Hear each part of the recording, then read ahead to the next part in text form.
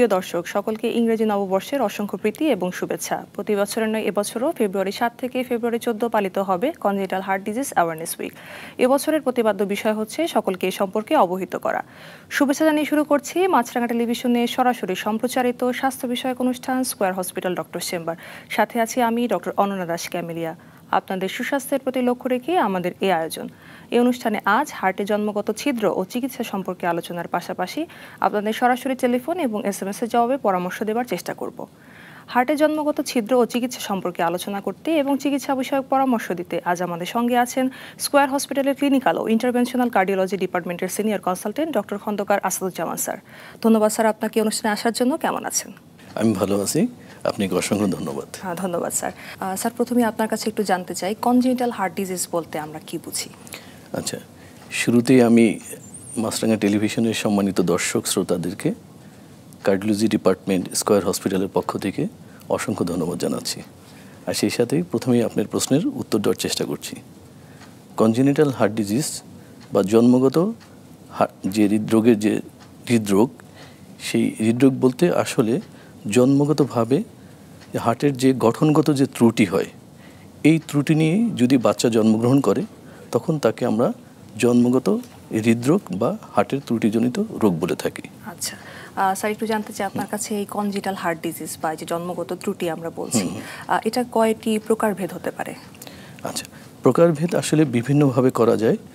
তো সবচেয়ে বেশি কমন সেটি হলো কনজেনিটাল হার্ট ডিজিজকে আমরা সায়ানোটিক কনজেনিটাল হার্ট ডিজিজ এবং অ্যাসায়ানোটিক কনজেনিটাল হার্ট ডিজিজ এই দুই ভাগে বিভক্ত করতে পারি।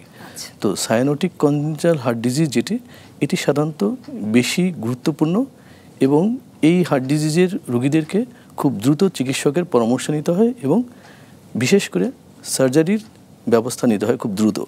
আর অ্যাসায়ানোটিক যে কনজেনিটাল হার্ট ডিজিজ, এই হার্ট ডিজিজগুলো সাধারণত খুব বেশি গুরুত্ব না যতটা সায়ানোটিক কনজেনিটাল হার্ট ডিজিজ, যার জন্য এই ডিজিজগুলোকে সাধারণত কিছুদিন অপেক্ষা করা যেতে পারে অথবা নিয়মিত চিকিৎসকের পরামর্শ নিয়ে বা চিকিৎসকের নির্দেশ অনুসারে ফলো আপে রেখে পরবর্তীতে চিকিৎসা ব্যবস্থা করা যেতে পারে। তো সায়ানোটিক কনজেনিটাল হার্ট ডিজিজের চেয়ে যেটা আমরা আমাদের জন্য ইন্টারভেনশন অ্যাডাল্ট কার্ডিওলজিতে যে অ্যাসায়ানোটিক কনজেনিটাল হার্ট ডিজিজ যেগুলো সবচেয়ে কমন আমরা বলি, সেটা হলো যেমন ventricular septal defect, atrial septal defect এবং patent ductus arteriosus. Ventricular septal defect মানে হলো হার্টের যে 4টি চেম্বার থাকে, উপরের দিকে 2টি চেম্বার এবং নিচে 2টি চেম্বার। নিচে যে 2টি চেম্বার থাকে, এই 2টি চেম্বারের মাঝে একটি আবরণ থাকে বা দেয়াল থাকে। এই দেয়ালে যখন ছিদ্র থাকে, এই ছিদ্রকে তখন আমরা বলি ভেন্ট্রিকুলার সেপ্টাল ডিফেক্ট। এখন এই ভেন্ট্রিকুলার সেপ্টাল ডিফেক্টেরও আবার বিভিন্ন টাইপ আছে, যেমন ভেন্ট্রিকুলার যে সেপ্টাম বা যে প্রকোষ্ঠ যেটা আমরা আবরণ বললাম, এই আবরণের নিচের দিকে থাকে একটা মাস্কুলার পার্ট এবং উপরে থাকে একটা মেমব্রেনাস পার্ট। তো মেমব্রেনাস পার্টে যদি ছিদ্রটা থাকে তখন আমরা বলি পেরিমেমব্রেনাস VSD। আবার যখন মাস্কুলার পার্টে ছিদ্রটা থাকে তখন আমরা বলি মাস্কুলার VSD। ঠিক একইভাবে হার্টের উপরের যে 2টি প্রকোষ্ঠ, এই 2টি প্রকোষ্ঠের মাঝে যে আবরণ থাকে বা দেওয়াল থাকে, এই দেয়ালে যে ছিদ্র থাকে, এই ছিদ্রগুলোকে আমরা বলি সাধারণত যে অ্যাট্রিয়াল সেপ্টাল ডিফেক্ট। এখন এই অ্যাট্রিয়াল সেপ্টাল ডিফেক্টের আবার কতগুলো প্রকার আছে, যেমন ঠিক মাঝামাঝি অবস্থায় যদি ছিদ্রটা থাকে তখন আমরা বলি অ্যাট্রিয়াল যেটা সেপ্টাল ডিফেক্ট, যেটা সেকেন্ডাম। আর যদি উপরের দিকে ছিদ্রটা থাকে যেটাকে আমরা প্রাইমাম, আর যদি নিচের দিকে থাকে সেটাকে আমরা বলি সাধারণত sinus venosus type of defect. আচ্ছা স্যার, আমরা তো 3টা কথা গুরুত্বপূর্ণ শুনলাম। একটা আপনি অ্যাট্রিয়াল সেপ্টাল ডিফেক্ট বললেন, একটা ভেন্ট্রিকুলার সেপ্টাল ডিফেক্ট, আর একটা প্যাটেন্ট ডাক্টাস আর্টারিওসাস। একটু স্যার জানতে চাই এই 3টার মধ্যে কোনটা সবচেয়ে কমনেস্ট? হ্যাঁ, সবচেয়ে কমনেস্ট ভেন্ট্রিকুলার সেপ্টাল ডিফেক্ট, কারণ এটি আমরা যদি 3টাকে 100 ভাগ ধরি তাহলে প্রায় 40-60% যে ডিফেক্ট, সেই ডিফেক্টটা হলো ভেন্ট্রিকুলার সেপ্টাল ডিফেক্ট। তারপরেই হলো অ্যাট্রিয়াল সেপ্টাল ডিফেক্ট, তারপরে হলো প্যাটেন্ট ডাক্টাস আর্টারিওসাস। আচ্ছা স্যার, একটু জানতে চাই আপনার কাছে যে এই ASD, VSD বা PDA এগুলোর ইনসিডেন্স রেট কেমন বাংলাদেশের পার্সপেক্টিভে? হ্যাঁ, VSD সাধারণত 40-60% ক্ষেত্রে VSD থাকে, 30-40% ASD থাকে, আর 10-20% সাধারণত PDA থাকে। আচ্ছা, স্যার একটু জানতে চাই, যখনই একটা পেশেন্ট বা বাচ্চা এরকম আসে যে এএসডি বা ভিএসডি যে কোনো রকমের সমস্যা নিয়ে, কি কি মানে প্রাথমিক উপসর্গ বা প্রাইমারি সাইন সিমটম নিয়ে আসতে পারে? আচ্ছা, প্রথম কথা হলো যে এএসডি, ভিএসডি বা পিডিএ যে সমস্যাটাই থাকুক, প্রথম দিকে বাচ্চাদের কোনো সমস্যা বা কোনো লক্ষণ নাও হতে পারে, এটা হলো এক নম্বর। সেকেন্ড হলো দেখা যাচ্ছে তার ছিদ্রটা আছে এসডি, ভিএসডি বা পিডিএ, সেই ছিদ্রটার পরিমাণটুকু কতটুকু, মানে কী সাইজের ছিদ্রটা বা সংখ্যা কতটুকু, অথবা কোন অবস্থানে ছিদ্রটা থাকে, এর উপরে সাধারণত নির্ণয় করেই তার লক্ষণগুলো হতে পারে। তো আমরা তিনটাকে যদি একসাথে বলতে চাই তাহলে বলতে পারি যে অনেক সময় বাচ্চাদের কি ঘন ঘন সর্দি কাশি লেগে যায়, দেখা হলো বাচ্চাদের একটুতেই হাঁপিয়ে যায়, অথবা বাচ্চা দেখা হলো যে খেতে যাচ্ছে বা খেলতে যাচ্ছে, দেখা হলো অল্পতেই টায়ার্ড হয়ে যাচ্ছে, অথবা বাচ্চাদের স্বাভাবিকভাবে যে গ্রোথ হওয়ার কথা সেই গ্রোথটা দেখা হলো ঠিকমতো হচ্ছে না, কারণ অল্প খেলেই দেখা হলো সে হাঁপিয়ে যাচ্ছে, যার ফলে নিউট্রিশনাল একটা ডেফিসিয়েন্সি থাকে, যার ফলে গ্রোথটা ঠিকমতো হয় না। অথবা দেখা যায় হার্টের যে স্পন্দনের অনিয়ম হতে পারে, যেটাকে আমরা বলি অ্যারিথমিয়া হতে পারে, বা এটা দীর্ঘমেয়াদী থাকলে দেখা হলো এর থেকে যেটা হতে পারে পালমোনারি হাইপারটেনশন হতে পারে, অথবা অনেক সময় হার্ট ফেলিউর হতে পারে। এমনকি বাচ্চারা অথবা বড়রা এই ছিদ্রজনিত কারণে হঠাৎ করে ডেথ হতে পারে। আচ্ছা, স্যার একটু জানতে চাচ্ছি যে এই এএসডি, ভিএসডি বা পিডিএ যখন হয়, এটা কি স্যার মানে অটোমেটিক কোনো ক্লোজার হতে পারে, নাকি সার্জিক্যাল ইন্টারভেনশন বা ইন্টারভেনশন আমাদের দরকারি হয় সবসময়? না, আসলে সবসময় দরকার হয় না। আমরা যদি একটা একটা করে বলি তাহলে হয়তো দর্শকদের বুঝতে সুবিধা হবে। যেমন আমরা যদি এএসডি বলি, এএসডি যদি খুব ছোট সাইজ হয়, মানে লেস দেন 4 মিলিমিটার হয়, তাহলে সাধারণত অবজারভেশনে রাখতে হয়। অবজারভেশনটা হলো ক্লিনিক্যাল অবজারভেশন হতে পারে, অথবা ইকোকার্ডিওগ্রাফির হেল্প নিয়ে অবজার্ভ করতে পারি আমরা, অথবা তার সাইন সিমটম যেগুলো হয় সেটা দেখে আমরা অবজার্ভ করতে পারি। তো এই অবজারভেশন কতদিন করব, প্রশ্নটা হলো এরকম হতে পারে। সাধারণত আমরা বলি প্রি স্কুল গোয়িং চাইল্ড, অর্থাৎ 3 to 5 ইয়ার্স পর্যন্ত আমরা ওয়েট করতে পারি যে স্পন্টেনিয়াসলি বা অটোমেটিক্যালি ছিদ্রটা বন্ধ হয়ে যায় কিনা। যদি বন্ধ হয়ে না যায় তাহলে সেক্ষেত্রে আমাদের বিভিন্ন মেথড বা বিভিন্ন প্রক্রিয়া আছে, তার ভিতরে সবচেয়ে বেশি হলো এএসডির ক্ষেত্রে আমরা ডিভাইস ক্লোজারের মাধ্যমে এই ছিদ্রটাকে বন্ধ করতে পারি। আর ছিদ্রটা যদি শুরু থেকেই বড় হয় তাহলে আমাদের শুরু থেকেই আমাদের প্ল্যানিং করতে হয় যে বাচ্চাটা একটু বড় হলে আমরা যেন তাকে ডিভাইস ক্লোজারের মাধ্যমে ছিদ্রটা বন্ধ করতে পারি। এখন প্রশ্ন হলো যদি এএসডি যদি প্রাইমাম বা সাইনাস ভেনোসাস টাইপ হয়, সেক্ষেত্রে কিন্তু আমার এই ডিভাইস ক্লোজারের কোনো অপশন নাই। যত আর্লি ডায়াগনোসিস হবে তত তাড়াতাড়ি আমি কার্ডিয়াক সার্জনের কাছে রেফার করব, বা কার্ডিয়াক সার্জন ইভ্যালুয়েশনের পরে সার্জিক্যাল কিন্তু তখন ক্লোজার করতে হবে।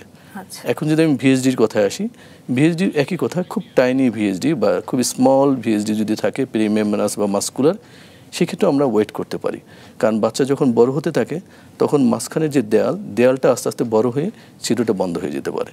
বাট এই ছিদ্র যদি শুরুতেই বড় থাকে, অথবা যেটা বন্ধ হওয়ার কথা বন্ধ হলো না, ফলোআপের পরে দেখা হলো আস্তে আস্তে বেড়ে যাচ্ছে, অথবা সিমটম বেড়ে যাচ্ছে, অথবা সাইজ বেড়ে যাচ্ছে ইকোকার্ডিওগ্রাফি, তখন কিন্তু আমরা সেক্ষেত্রে মাসকুলার হোক পেরিমেমব্রেনাস হোক ডিভাইস ক্লোজারের মাধ্যমে সেটা বন্ধ করতে পারি। আর দেখা গেলো যে ছিদ্রটা যতটুকু আমার ডিভাইস ক্লোজার করা সম্ভব, যে কারণে ডিভাইস ক্লোজার করা যাবে না, যেমন দেখা গেলো যে তার অ্যাসোসিয়েটেড যে ট্রাইকাসপিড ভালভ অথবা অ্যাওটিক ভালভের কোনো অ্যানোমেলাস আছে, অথবা ছিদ্রটা এতটা বড় যেটা ডিভাইস ক্লোজার করা যাবে না, অথবা সিমটমটা এত বেশি হচ্ছে পেশেন্ট দেখা হলো ইমিডিয়েট কোনো মানে কমপ্লিকেশনে চলে যাচ্ছে, অথবা দেখা হলো যে ইনফেক্টিভ এন্ডোকার্ডিটিস, মানে যেখানে ছিদ্রর জায়গাতেই দেখা হলো কোনো ইনফেকশন হচ্ছে, তখন কিন্তু আমি সার্জনের সহযোগিতা নেব, এবং এটা সার্জন ইভ্যালুয়েট করে কিন্তু ইমিডিয়েট সার্জিক্যাল ক্লোজারের ব্যবস্থা করবে। ঠিক একইভাবে যদি আমরা পিডিএর কথা বলি, পিডিএটা যদি একেবারে জাস্ট আফটার বার্থ ডায়াগনোসিস করা যায় তাহলে সেক্ষেত্রে কিন্তু ওষুধের মাধ্যমে চিকিৎসা করা যায়।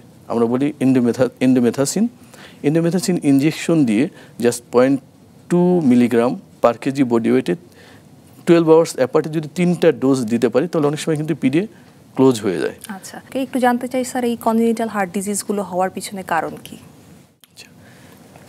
কারণগুলো যদি আমরা প্রথমেই বলি, তার 1 নম্বর কারণ হলো আসলে অধিকাংশ ক্ষেত্রেই এই এএসডি, ভিএসডি বা পিডিএ বা কনজেনিটাল হার্ট ডিজিজ আসলে কোনো কারণ এখনও জানা যায়নি।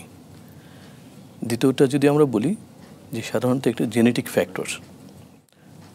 ফ্যাক্টরের কিছু ডিজিজ আছে, যেমন আমরা মারফান সিনড্রোম বলি, ডাউন সিনড্রোম বলি, এই ধরনের জেনেটিক ডিজিজের সাথে কিন্তু কনজেনিটাল হার্ট ডিজিজ বা হার্টের জন্মগত ত্রুটি লক্ষণীয়। 3 নম্বর যদি বলি ক্রোমোজোমাল ডিফেক্ট, অর্থাৎ ক্রোমোজোম দেখা গেল কিছু রিপ্লিকেশন হলো, মানে বেড়ে গেল, অথবা ডিলিট হলো, মানে কিছু ঝরে গেল, তাহলেও কিন্তু ক্রোমোজোমের যে অ্যাবনর্মালিটিস, এই অ্যাবনর্মালিটিসের জন্য এই ধরনের কনজেনিটাল হার্ট ডিজিজ বা জন্মগত হৃদরোগ হতে পারে। এবং সবচেয়ে বেশি গুরুত্বপূর্ণ আমি মনে করি সেটা হলো কিছু রিস্ক ফ্যাক্টর। যেই ফ্যাক্টরগুলোকে কিন্তু আমরা যদি জানতে পারি এবং এই ফ্যাক্টরগুলোকে অ্যাভয়েড করতে পারি, তাহলে অধিকাংশ ক্ষেত্রেই আমরা এই কনজেনিটাল হার্ট ডিজিজ থেকে বেঁচে যেতে পারি। সেই জন্য হ্যাঁ, এটা খুবই গুরুত্বপূর্ণ। হ্যাঁ, সেক্ষেত্রে হলো যদি আমরা সবচেয়ে বেশি যে রিস্ক ফ্যাক্টর নিয়ে আলোচনা হয় সেটা হলো মায়ের ইনফেকশন, দ্যাট ইজ রুবেলা বা টক্সোপ্লাজমা। রুবেলা সবচেয়ে বেশি কমন। রুবেলা এই জন্য আমি বলছি এই কারণেই যে রুবেলাটা হলো একে প্রতিকার করা সম্ভব, প্রতিরোধ করা সম্ভব। কোনো মা যদি মনে করে সে কনসিভ করতে চায়, তার থেকে যদি সে 1 মাস আগে এই রুবেলা ভ্যাকসিনটা দিয়ে নেয়, তাহলে কিন্তু তার রুবেলা হওয়ার সম্ভাবনা একদমই থাকে না। কাজেই এটা খুবই গুরুত্বপূর্ণ একটা অংশ। দ্বিতীয়ত, রুবেলা ভ্যাকসিন যদি না নেওয়ার পরেও যদি হয়, অথবা না নিয়ে থেকেও যদি বাচ্চার দেখা যায় মার রুবেলা হলো, সেক্ষেত্রে কিন্তু আমরা যদি প্রথম দিক থেকে কেয়ার নিই যে রুবেলার জন্য বাচ্চার কোনো ক্ষতি হচ্ছে কিনা, অথবা বাচ্চার ক্ষতি হওয়ার পরেও সেই ক্ষতিটা কতটুকু, সেটুকু ক্ষতি নিয়ে সে স্বাভাবিক জীবনযাপন করতে পারবে কিনা, এই ব্যাপারটা যদি আমরা আগে থেকেই একটা স্বচ্ছ ধারণা পাই, তাহলে কিন্তু একটা স্বাভাবিক জীবনে সেই বাচ্চাটাকে লালন পালন করা সম্ভব হতে পারে। দ্বিতীয়ত আমি যেটা বলবো যে রিস্ক ফ্যাক্টরের ভিতরে যেহেতু বলছি, ডায়াবেটিস যদি অনিয়ন্ত্রিত থাকে, তাহলে সেই মায়ের কিন্তু বাচ্চার ক্ষেত্রে কনজেনিটাল হার্ট ডিজিজ হতে পারে। কাজে ডায়াবেটিসকে আমাকে কন্ট্রোলে রাখতে হবে। তৃতীয়ত যদি আমরা বলি, যে সমস্ত মায়েরা ধূমপান করে অথবা অ্যালকোহল গ্রহণ করেন, তাদের ক্ষেত্রেও কিন্তু এই ধরনের বাচ্চাদের জন্মগত ত্রুটি হওয়ার ঝুঁকি অনেক বেড়ে যায়। কাজেই এই ব্যাপারে আমাদের মাদেরকে সচেতন হতে হবে। হ্যাঁ, এছাড়া কিছু ওষুধ, যে সমস্ত ওষুধগুলো আমরা না জেনে খেয়ে থাকি, যেমন খুবই কমন ওষুধ যদি আমরা বলি, প্রেশারের ওষুধ, কোলেস্টেরল কমানোর ওষুধ, অথবা দেখা যায় কিছু মানসিক সমস্যার জন্য কিছু ওষুধ, যেগুলো লিথিয়াম, অথবা অনেক সময় দেখা যায় ব্রণের জন্য কিছু ওষুধ, যে ওষুধগুলোও কিন্তু এই ধরনের জন্মগত ত্রুটির জন্য, হার্টের ত্রুটির জন্য অনেকাংশ দায়ী। অনেক সময় দেখা যায় কিছু রেডিয়েশন বা কিছু কেমিক্যালস, যেমন লিড, আয়রন এক্সপোজারের জন্য কিন্তু এই ধরনের কনজেনিটাল হার্ট ডিজিজ হতে পারে। কাজে এগুলো আমরা অ্যাভয়েড করতে পারি। এবং সবচেয়ে গুরুত্বপূর্ণ যেটা আমি মনে করি, নিউট্রিশন একটা ভেরি গুড ইম্পর্ট্যান্ট ইস্যু। দেখা হলো যে ম্যাল নিউট্রিশনের জন্য দেখা গেলো ফলিক অ্যাসিড ডেফিসিয়েন্সির জন্য দেখা গেলো যে কনজেনিটাল হার্ট ডিজিজ হচ্ছে বাচ্চাদের। কাজে এই জিনিসগুলো আমরা একটু খেয়াল রাখলে, হয়তো এই ঝুঁকিপূর্ণ জিনিসগুলোকে অ্যাভয়েড করলে অনেক জন্মগত ত্রুটি থেকে আমরা বাচ্চাদেরকে রক্ষা করতে পারি। আচ্ছা স্যার, একটা আমাদের দর্শক একটু কানেক্টেড হতে যাচ্ছে না, আমরা একটু কলটি রিসিভ করে আসি। হ্যালো দর্শক, আপনার নাম বলে সংক্ষিপ্ত আকারে প্রশ্নটি করুন। আমি চাঁদপুর থেকে নাদিম বলছিলাম। জি, ওয়ালাইকুম আসসালাম। আমার দুইটা বিষয় জানার ছিল। একটা আমার হচ্ছে যে হার্টের জন্মগত ছিদ্র কি পুরোপুরি ঠিক করা সম্ভব কিনা, আর দ্বিতীয়ত হচ্ছে যে যদি বাচ্চার জন্মের পরে কিভাবে বোঝা যাবে যে তার হার্টে আসলে কোনো ছিদ্র রয়েছে কিনা। স্যার আপনি একটু। আমি মনে করি খুবই সুন্দর দুটি প্রশ্ন। তো দ্বিতীয় প্রশ্নটি বোধহয় প্রথম করা উচিত, যে জন্মগত হার্টের ছিদ্র আছে কিনা সেটা আমরা বুঝতে পারবো কিভাবে। আমি শুরুতেই বলছি যে জন্মগত ত্রুটিকে আমরা যদি বলি একটা সায়ানোটিক কনজেনিটাল হার্ট ডিজিজ, সেই ক্ষেত্রে কিন্তু বাচ্চা জন্মের পরপরই দেখা গেলো তার লিপ, ঠোঁট বা তার জিহ্বা অথবা তার ত্বক দেখা গেলো নীলচে বর্ণের ধারণ করলো। এই নীল বর্ণ যদি ধারণ করে, অথবা বাচ্চা যদি দেখা যায় গ্রোথ ঠিক মতো না হয়, বাচ্চা একটু খেতে গেলেই দেখা হলো যে হাঁপিয়ে যাচ্ছে, অথবা একটু খেতে গেলেই দেখা হলো যে তার ঘাম হচ্ছে, বা একটু খেতে যেয়ে দেখা হলো বাচ্চা খুব চিৎকার করছে, তখন বুঝতে হবে যে তাকে হৃদরোগ বিশেষজ্ঞের পরামর্শ নিতে হবে, বা শিশু হৃদরোগ বিশেষজ্ঞের পরামর্শ নিতে হবে, তার হার্টের জন্মগত ত্রুটি থাকতে পারে। আর অন্য যেগুলো অ্যাসাইনোটিক কনজেনিটাল হার্ট ডিজিজ সেক্ষেত্রেও বাচ্চাদের কী হয়, বাচ্চাদের ঘন ঘন দেখা গেলো যে হলো সর্দি কাশি বা জ্বর নিউমোনিয়া লেগে থাকবে। বাচ্চা দেখা গেলো স্বাভাবিকভাবে খেতে পারছে না, একটু খেলেই টায়ার্ড হয়ে যাচ্ছে। বাচ্চা দেখা গেলো একটু খেলাধুলা করলেই খুব হাঁপিয়ে যাচ্ছে, ক্লান্ত হয়ে যাচ্ছে। বাচ্চার যতটুকু গ্রোথ হওয়া উচিত বয়স অনুসারে দেখা গেলো সেই গ্রোথটা হচ্ছে না।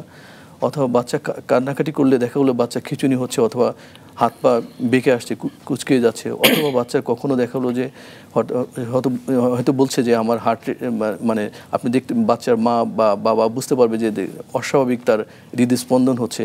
অথবা বুকে কান লাগালে অনেক সময় বোঝা যায় যে খুব দেখা গেলো খুব শো শো শব্দ হচ্ছে, যেটা আমরা হার্টের মারমার বলি।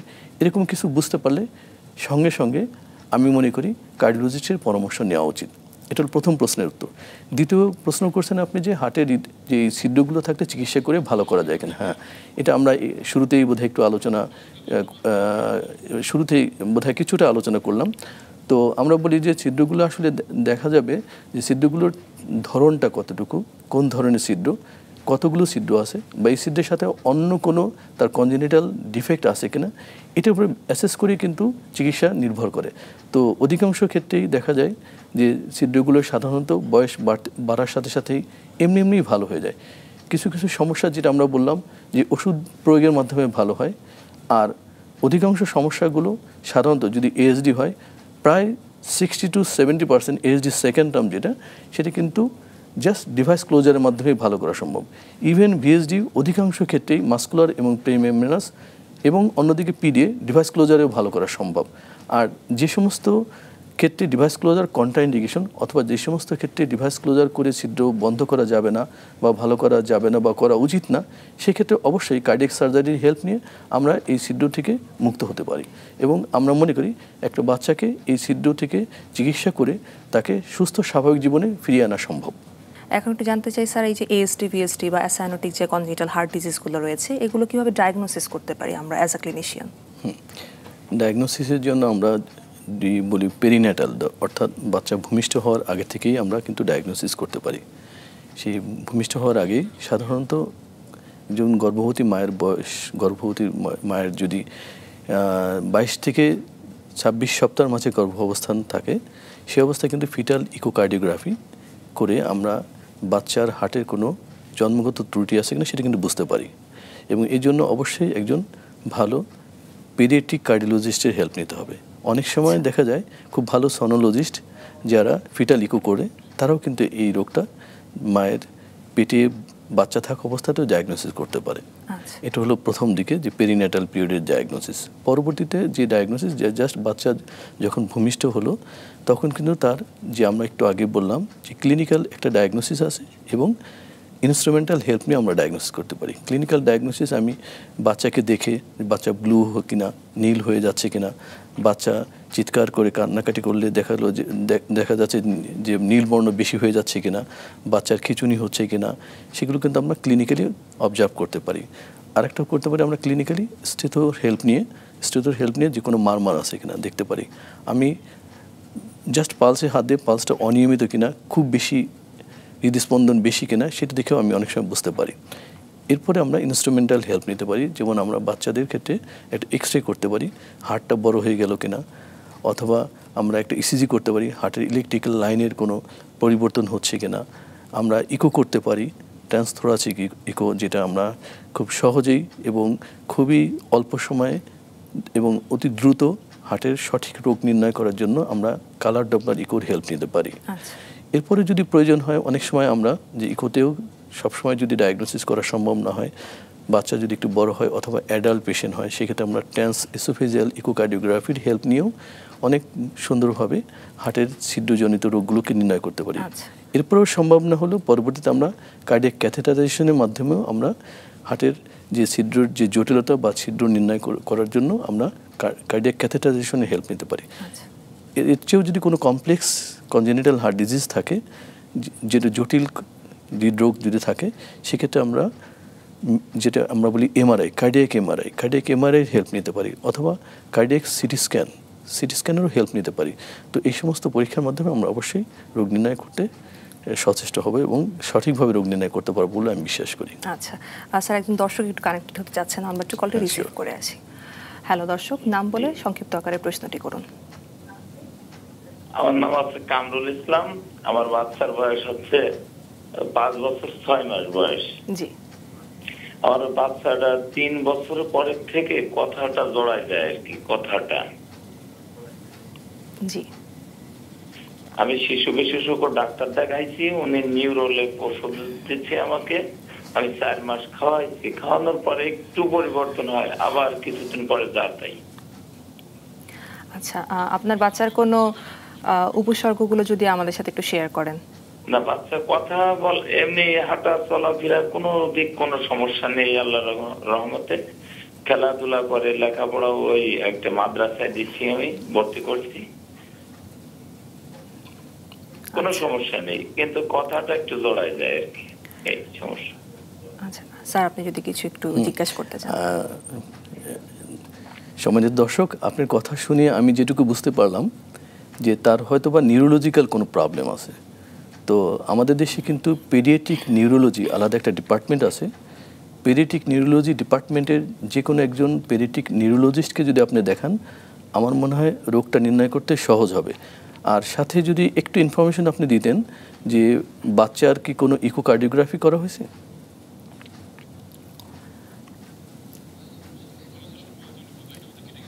সম্ভবত লাইনটি আমরা ডিসকানেক্টেড হয়ে গেছে। দর্শক, আমাদেরকে কল দেওয়ার জন্য এবং সাথে থাকার জন্য অসংখ্য ধন্যবাদ। আমরা আপনার বিষয়টি নিয়ে আলোচনা করছি। স্যার, খুব সম্ভবত পেডিয়াট্রিক নিউরোলজি ডিপার্টমেন্টে রেফার করে দিলে আমরা এই পেশেন্টটাকে হেল্প করতে পারবো। আশা করি দর্শক আপনি আপনার প্রশ্নের উত্তরটি পেয়েছেন। আপনাকে অসংখ্য ধন্যবাদ আবারও। স্যার, আমরা আলোচনা করছিলাম ASD/VSD ডায়াগনোসিস সম্পর্কে। স্যার, একটু জানতে চাই ফ্যামিলি হিস্ট্রির সাথে এটার অ্যাসোসিয়েশন কি?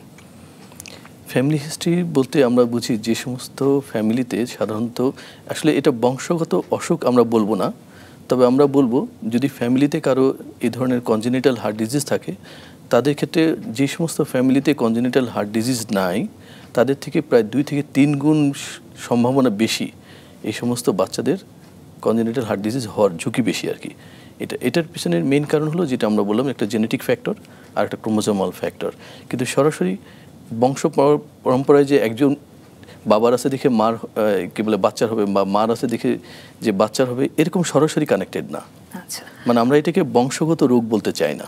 জি, কিন্তু পজিটিভ ফ্যামিলি হিস্ট্রি থাকলে হওয়ার সম্ভাবনা কিছুটা আছে, সম্ভাবনা বেড়ে যায়। আচ্ছা, গুরুত্বপূর্ণ একটি ইনফরমেশন স্যার জানলাম। এখন স্যার একটু আপনাকে জানতে চাই যে অ্যানোমালি স্ক্যানের কথা স্যার আপনি একটু আগে বলছিলেন, বা ফিটাল ইকোকার্ডিওগ্রাফি, এই দুইটা রোল কি স্যার আমাদের এই কনজেনিটাল হার্ট ডিজিজগুলোকে ডায়াগনোসিস করার আগে, প্রিনেটাল?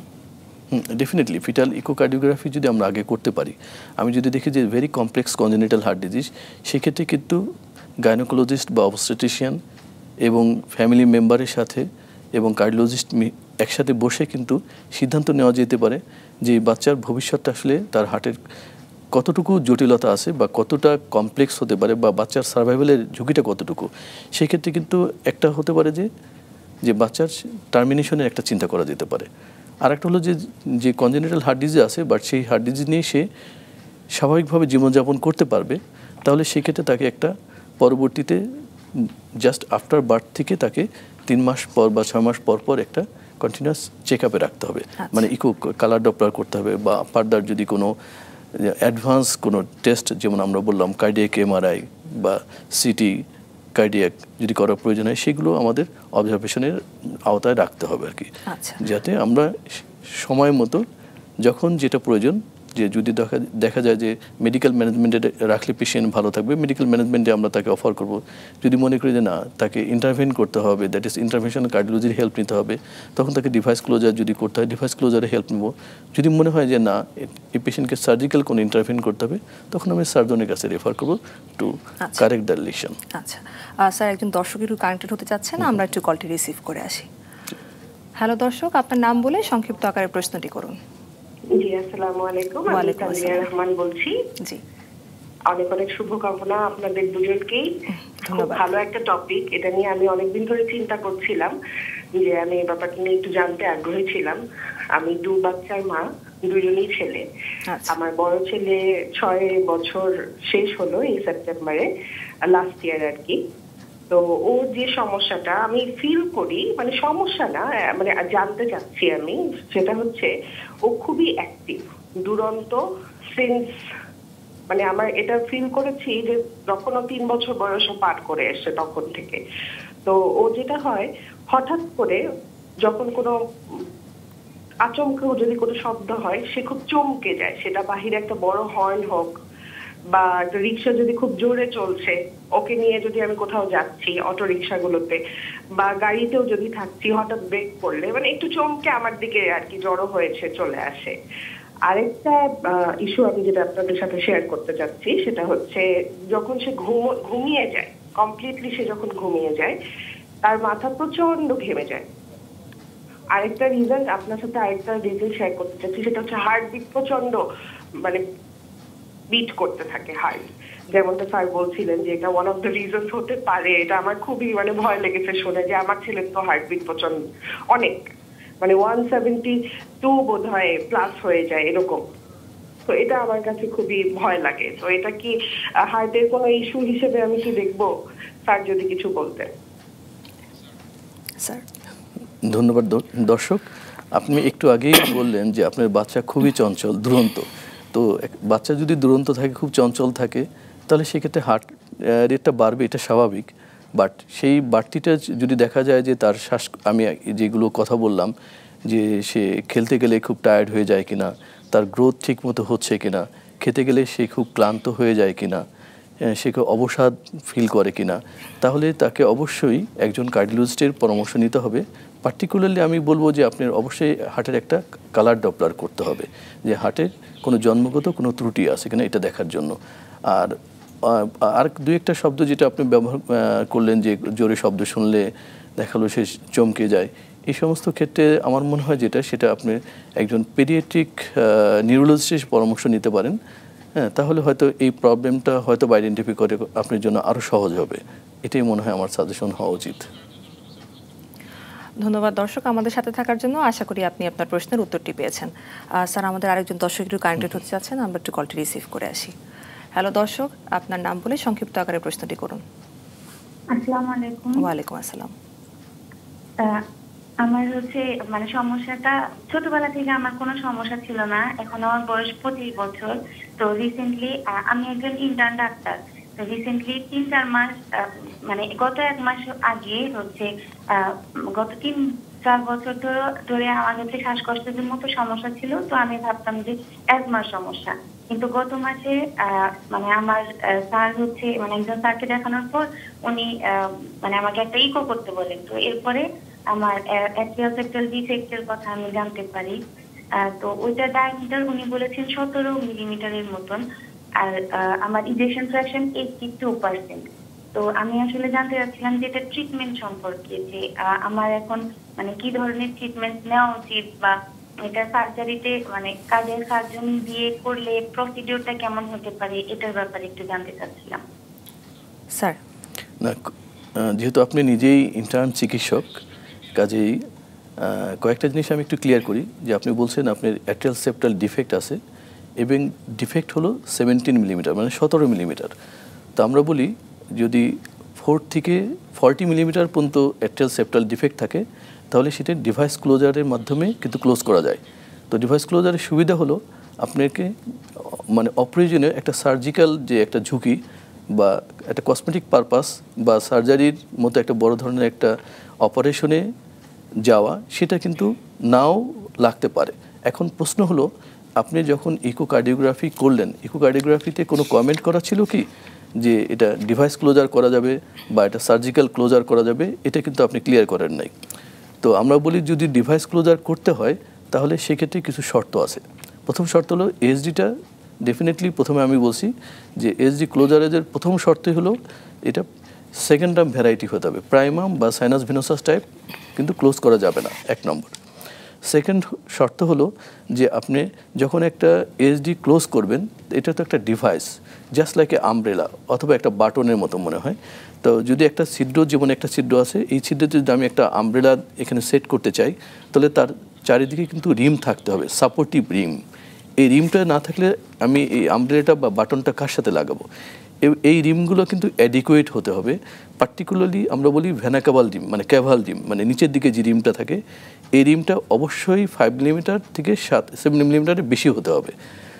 হ্যাঁ, এটা হলো প্রথম শর্ত। দ্বিতীয়ত যে অনেক সময় দেখা যায় 25% ক্ষেত্রে অ্যাওর্টিক রিম কিন্তু ডেফিসিট থাকে, বাট অ্যাওর্টিক রিম ডেফিসিট থাকলেও কিন্তু এএসডি ডিভাইস ক্লোজার করা খুবই স্বাভাবিক এবং করতে কোনো সমস্যা নেই। কাজেই আপনাকে আগে জানতে হবে যে আপনার যে এএসডি আছে, যে সাইজ যেটা বললেন, ডেফিনেটলি এটা ক্লোজ করা যাবে ডিভাইস ক্লোজারের মাধ্যমে, বাট রিমটা, যার চারিদিকে যে রিমগুলো আমরা বলি, যে দেওয়ালের যে বাকি অংশগুলো, এই রিমটা অ্যাডিকুয়েট কিনা, মানে প্রত্যেকটা রিমই কমপক্ষে 5 মিলিমিটার বেশি হতে হবে। পার্টিকুলারলি আমি স্পেসিফিক বলছি যে ক্যাভাল রিম, মানে ইনফেরিয়র ভেনা কাভার যে রিমটা, এই রিমটা অবশ্যই 5 মিলিমিটারের বেশি হতে হবে, না হলে কিন্তু আপনি ডিভাইস ক্লোজার করা যাবে না। কাজেই এই জিনিসটার প্রতি আপনি আমার মনে হয় সবচেয়ে বেশি গুরুত্ব দিতে হবে।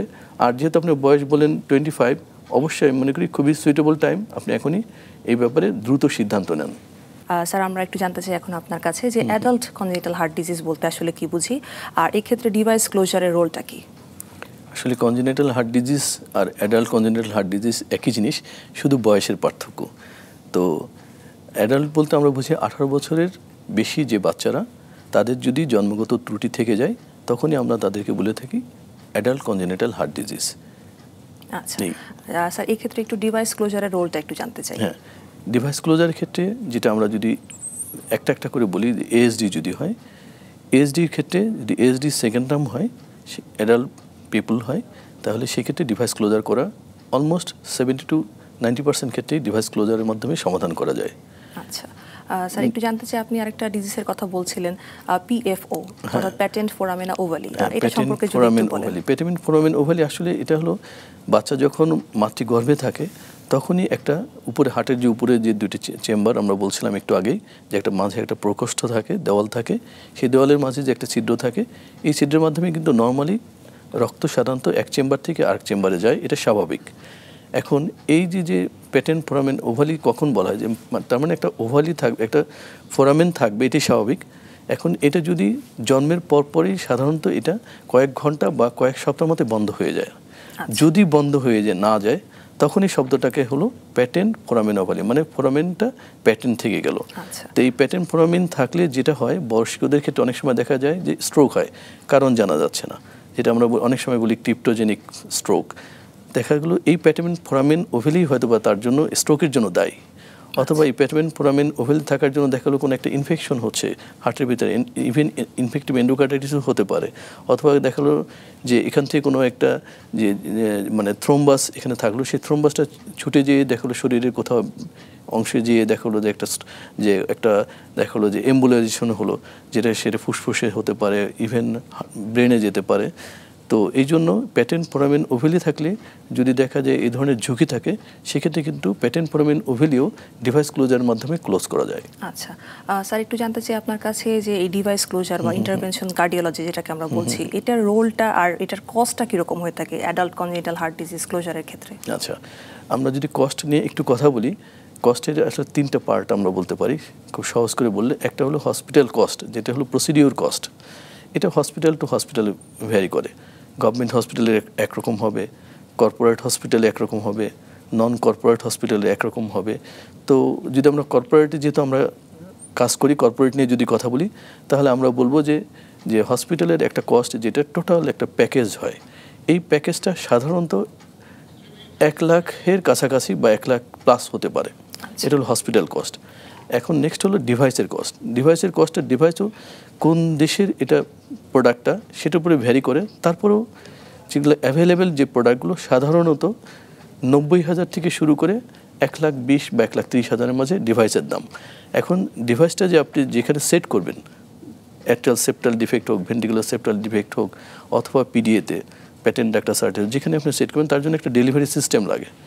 এই ডেলিভারি সিস্টেমের দাম সাধারণত 20 থেকে 25,000।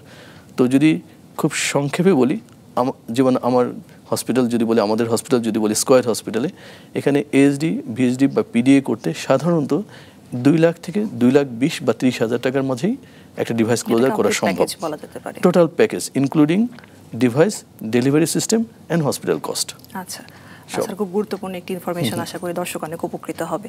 স্যার, একটু জানতে চাই ছোট্ট করে, যে যদি আমরা এই ডিভাইস ক্লোজার না করি, কি কমপ্লিকেশনস হতে পারে পেশেন্টের? হ্যাঁ, কমপ্লিকেশন শুধু ডিভাইস ক্লোজার না বা সার্জারি না বা চিকিৎসা না করলে কী কী হতে পারে, এক কথায় যদি আমরা বলি, তো তো প্রথম হলো যে হার্ট রেট, যেটা আমরা বলছিলাম যে হৃদস্পন্দন অনিয়মিত হতে পারে, যেটাকে আমরা অ্যারিথমিয়া বলি। তো অ্যারিথমিয়া হয়ে অনেক সময় পেশেন্ট দেখা হলো ফেইন্ট হয়ে যেতে পারে, বা পেশেন্ট দেখা হলো আনকনশাস হয়ে যেতে পারে, এটা একটা হতে পারে।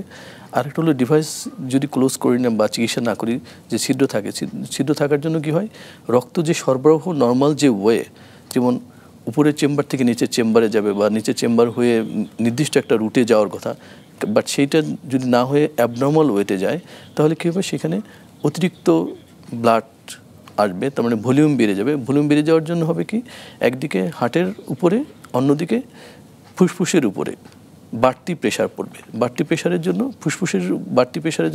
ফুসফুসের প্রেশার যখন বেড়ে যাবে ফুসফুসের রক্তনালীর, তখন আমরা বলি পালমোনারি হাইপারটেনশন। আবার যখন হার্টের উপরে ভলিউম বেড়ে যাওয়ার জন্য প্রেশার বেড়ে যাবে, তখন হতে পারে কি আলটিমেটলি হার্টের ওয়ালগুলো থিক হয়ে যেতে পারে, হার্ট বড় হয়ে যেতে পারে এবং হার্ট ফেলিওর হতে পারে। এছাড়া যেগুলো হতে পারে, যে পেশেন্টের দেখা হলো যে এই ছিদ্রগুলো থাকার জন্য যে এখানে তো একটা জেট ফ্লো হয়, তো জেট ফ্লো যেই দিকে যায় সেখানে যে দেখা হলো হার্টের ওয়ালে একটা ইনজুরি করতে পারে।